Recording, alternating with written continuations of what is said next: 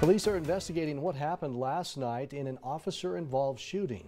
An Idaho Falls man was killed by a police officer who mistook him for a suspect they were looking for. Local News 8's Ariel Schroeder is following this story and has more on what happened. Ariel. Todd, Bree, this is a grim day for law enforcement in Idaho Falls after a late-night traffic stop resulted in the death of an innocent man.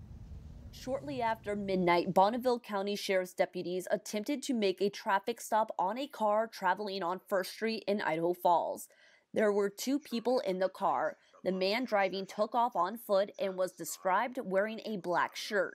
Deputies and police in the area were called to search for the man, who they later learned had an outstanding warrant for his arrest and had a history of violence with police. They thought he was carrying a gun. The passenger in the car was cooperative with law enforcement and shared messages on his phone to track the suspect using a GPS tracking system. This led them to the backyard of a home where they found a man wearing a black shirt and holding a gun. Officers gave instructions for the man to drop the gun.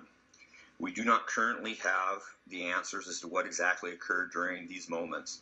We do know that during this interaction, an Idaho Falls police officer discharged a service weapon, firing one shot which struck the man.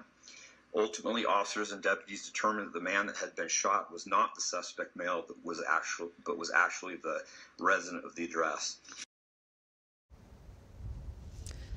Officers attempted life-saving measures for the man, but they were unsuccessful. The suspect that they were looking for was found moments later in another neighbor's yard, hiding in a shed. That man has been arrested. In respect for the family, the victim's name has not yet been released, and neither has the suspect's name has been released. Reporting in Idaho Falls, I'm Ariel Schroeder.